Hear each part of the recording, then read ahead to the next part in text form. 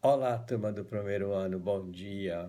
Tudo bem com vocês? Vamos, né? Vamos indo nessa experiência nova, muita coragem, muita disciplina, muita organização. A gente não sabe até quando vamos ficar nessa situação um pouco estranha, né? Mas vamos nos adaptando, tudo bem? E, inclusive, nesse começo de aula, estamos em aula já que a nossa matéria é literatura, vou trazer um poema muito esperançoso para vocês, de um autor modernista não muito falado, Jair Campos, não sei se vocês já ouviram falar dele. Talvez a gente vá estudado no modernismo no terceiro ano, né? Tá perto, viu, gente? Não desanima não.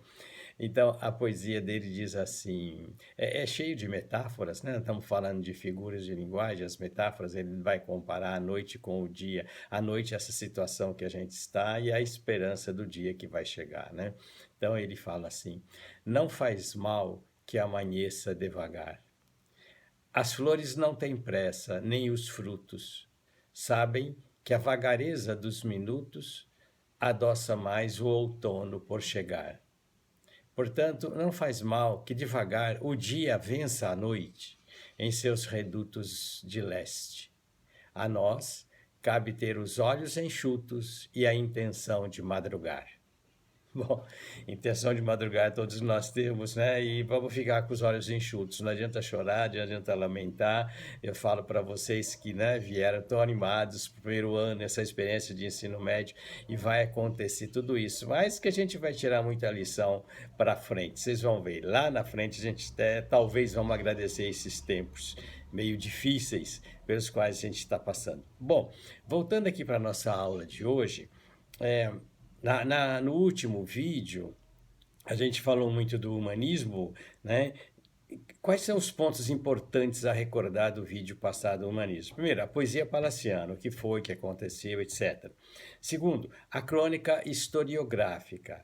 Essa crônica historiográfica aí, o que foi, e sobretudo a figura do Fernão Lopes. Precisa marcar bem isso, tá bom? O Fernão Lopes. E tem uma data que a apostila nossa não dá, que eu gostaria que vocês gravassem, que é 1418, 1418, quando o Fernão Lopes foi nomeado o chefe, o provedor-mor da Torre do Tombo. Né? Ele era o cronista-mor, o principal cronista da Torre do Tombo. E ele foi até 1459, um ano antes da sua morte, foi em 1560. Ele foi cronista lá e ele é que renovou aquela crônica em Portugal. A gente vai ver muito isso nas nossas lições ainda, né? E esse 1418, para os portugueses, é o início do humanismo em Portugal. Como lá na Itália, né? Quem que inicia o humanismo lá? Lembra o Dante Alighieri, o Petrarca, o Boccaccio, tá? Bem antes, né? Aqui é 1418. Uma data, né? Não é que começou exatamente aí, mas isso é importante. E a outra coisa importante do humanismo que a gente viu foi o teatro. O teatro humanista e a figura maior do Gil Vicente, tá bom? O Gil Vicente lá que fazia aquela que oscilava entre o popular e a nobreza, ele tanto fazia coisas populares como fazia coisa para os nobres, né? É, aquelas peças deles todas em versos, aquela poesia ainda medieval, versos populares de 7 sílabas, né? Não chegou ainda no soneto, não chegou no decassílabo, no alexandrino, que saiu de 12, nada disso, né? Aqueles personagens tipos que o Gil Vicente cria, a crítica que ele faz à sociedade como um todo, desde o mais humilde até o mais alto nobre. Ele criticava todo mundo, ele não se diria só a uma camada, né, da sociedade. E as peças deles que se dividem em altos e as farsas. Os altos puxando muito para o lado religioso, né? Tem o alto da visitação, aquele alto lá que ele fez na própria corte, com o nascimento do Dom João, filho de Dom Manuel, ele representou para a rainha lá, tá certo? E aí também ele tinha muita proteção deles lá. E aquele famoso alto da barca, né? Em que é a barca do céu, a barca do inferno, muito semelhante lá ao Dante Alighieri da Divina Comédia. E as farsas? as farsas como o Velho da Horta, a farsa de Inês Pereira, que eram quase que comédias satirizando usos e costumes da população mais pobre, da população mais humilde. Tudo bem. Isso então, um resumo rápido do que a gente viu no outro vídeo do humanismo. E agora a gente entra, né, no Renascimento ou Classicismo. Quem está me acompanhando pela apostila, eu estou na página 15, ok? É, aí o que que marca esse renascimento ou classicismo aí? É uma ruptura total com o pensamento medieval. Isso aí que começa no século XVI, a partir de 1500, né? Marquem como data, como uma data que a gente vai se lembrar aí para o descobrimento do Brasil, 1500, tá certo? O renascimento ou classicismo começa aí. É aquela transição do feudalismo, para o mercantilismo, né? Para o capital agora, o capitalismo, o mercado que vai comandar. Aquele sistema feudal que vai mudando e vai entrar num outro sistema agora, motivado por outros fatores, sobretudo dessa época aí, né?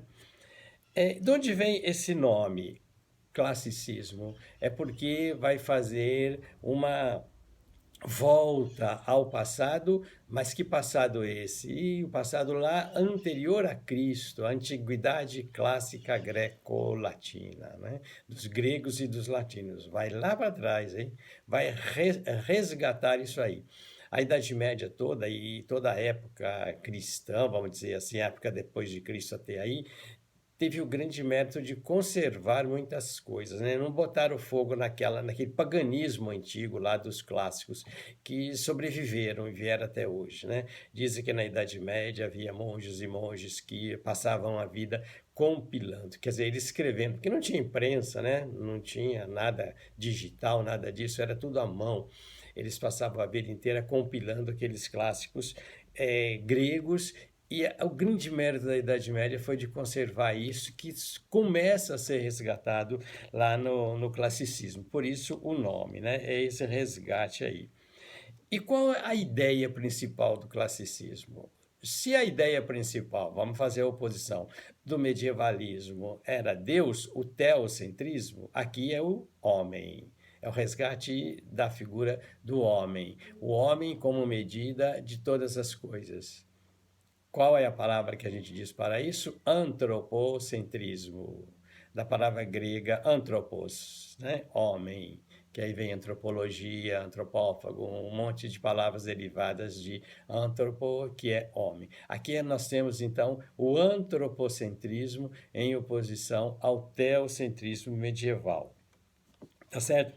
E esse antropocentrismo, então, vai fazer o quê? A busca por novas descobertas, a curiosidade pelo ser humano com as coisas, com a experimentação, com a ciência. Aliás, isso vai se repetir muito depois lá na frente, no arcadismo, depois muito mais lá na frente no realismo, né? Que a gente vai ver isso bem no segundo ano depois, tá certo? Essa busca constante. E a coisa que evolui hoje a ciência está aí, né? Procurando novamente entrar. A gente está vendo agora, nesse tempo de epidemia, a luta da humanidade como um todo na procura de uma vacina, de um remédio e tudo mais, e cada dia aparecem coisas novas e interessantes, né? Que a gente pode estar sempre trazendo para as nossas leituras do mundo. Bom, e, e a arte nessa época? A arte ela vai mudar totalmente dentro, então, dessa nova perspectiva da procura do homem. Nós vamos ter, então, o quê? O equilíbrio. Não é mais aquela emoção, aquele sentimentalismo, né? Nós vamos ter a simetria nas artes. Vocês lembram que as pinturas medievais, o livro, a nossa apostila traz algumas pinturas medievais, não há a perspectiva, é tudo um plano só, não tem a simetria. Eles vão redescobrindo isso nessa época. A ideia de proporção nas grandes esculturas dessa época aí, né? E outra coisa também que vai, sobretudo na literatura, é o culto à forma. Não vai ser assim uma linguagem, cada um escreve como quer, cada um fala como quer, como era antes, né? Na Idade Média nós temos muitos dialetos, nós temos muitas maneiras de falar, uma diferente da outra, a partir do Renascimento, a partir desse século XVI, esse culto à forma vai se aperfeiçoar mais. Quer dizer, a coisa começa a ser sistematizada. Aparece o quê? Não sei se já tem as primeiras gramáticas, as primeiras regras em que todo mundo obedece, entra numa norma. Né? A normatização da linguagem e tudo mais, ela é muito mais intensa agora nessa época. Surge o português moderno, como lá atrás, ainda no humanismo, começou o italiano moderno também já desde a época do Dante, né? Bom, e agora uma observaçãozinha também em relação aos artistas, aos literatos, músicos, pintores e tudo mais, em relação à Idade Média e ao classicismo. Na Idade Média, não se dava muito valor ao artista, né? A apostila diz que a profissão de padeiro, de ferreiro, de um agricultor e de um artista, o cara que fazia escultura, pintura, era igualado, né? Não se dava muito valor à arte. Mas no Renascimento começa a supervalorização agora dos artistas, né? A nobreza, aquela classe rica que se enriquece, aquela burguesia que já começa, vai proteger muito a classe dos artistas, daqueles que vão trabalhar com arte. A gente viu um pouquinho isso lá no Dom Manuel, protegendo o Gil Vicente, o Garcia de Rezende e tudo mais, né? E tem um nome para isso, um nome para essa proteção aí dos nobres aos artistas. São os mecenas, guarda esse nome aí, mecenas. Hoje existe mecenato. Mecenato é você manter obras com dinheiro, com subsídios, né? Subsidiar essas obras de artes e tudo mais. Essa palavra existe até hoje, tudo bem?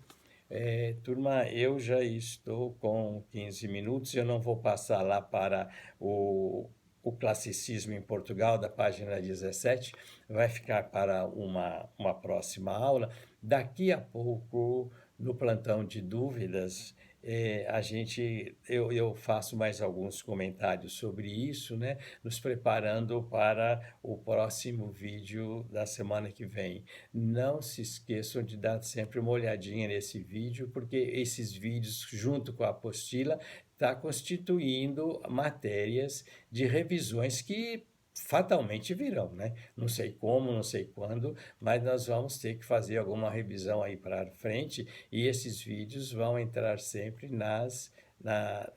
como matéria dessas revisões aí, tá bom?